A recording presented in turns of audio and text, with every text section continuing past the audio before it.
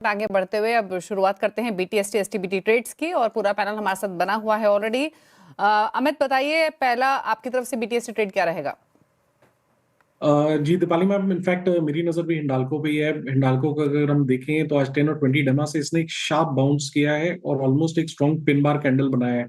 Almost days high पे है। इसे बाय करें, स्टॉप लॉस रखे 810 का, 810 का, और टारगेट्स हमारे रहेंगे 835 के हिंडाल्को में।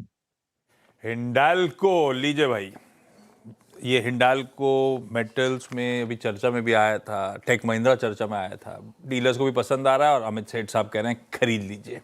गाबा सर जी, कोई बढ़िया सा आइडिया दिल तो नहीं है है लेकिन मैं देने का कि है नहीं? दे देता हूं। बायोकॉन कल भी ऊपर था, आज भी ऊपर है, ये कंटिन्यू कायम हो सकता है, पॉसिबिलिटी है। ट्रेड का 40975, स्टॉप लगेगा 407 का, पॉसिबल 420। तो बायोकॉन मैं समझे दिल नहीं, मतलब कि आपके वॉइस के लिए छेड़ दिया इसीलिए या कोई और कारण? नहीं, वॉइस नहीं, मेरा एक्चुअली सेटअप सही नहीं है। मैं अच्छा, आपको तो बता फिर दूं, मैं कन्विक्शन नहीं तो बायोकॉन लूं कि छोड़ दूं? लेना है तो लो, नहीं लेना तो मेरे अरे को यार, तो आप बताओगे ना, आप गुरु हो छोड़ दो, हमारे लिए। छोड़ दो, छोड़ दो, छोड़ दो एक्चुअली भाई, बायोकॉन नहीं है बीटीएसटी, सीधी बात। सतपुते साहब, रेडार पे कोई स्टॉक? आशीष जी, देखिए आज का दिन थोड़ा ट्रिकी है।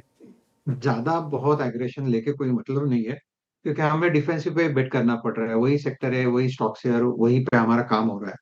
तो जो इनिशियल में टीसीएस इन्फोसिस की बात की, मैं अभी टीसीएस पे बात करूंगा। आई थिंक 3190 चल रहा है, तो टीसीएस लेके जाइए। स्टॉप लॉस होगा 3160 का, और इसका स्विंग का टारगेट, इसका कल का हाई यानी पहला रेजिस्टेंस 3225 का आएगा। वो सरपास होता है तो मुझे लगता है ये कम से कम 33 का टारगेट पोजिशनली अनफोल्ड करेगा। सो अगर मुझे लेके जाना है, then it will be Infosys, it will be TCS. I think वहीं पे सेफ्टी है। ओके, तो आईटी में सेफ्टी दिख रही है, टीसीएस ट्रेड रेकमेंड किया है। और अब आशीष क्या से ही पूछ लेते हैं। आशीष, आप बताइए आपका एसटीबीटी या बीटीएसटी ट्रेड?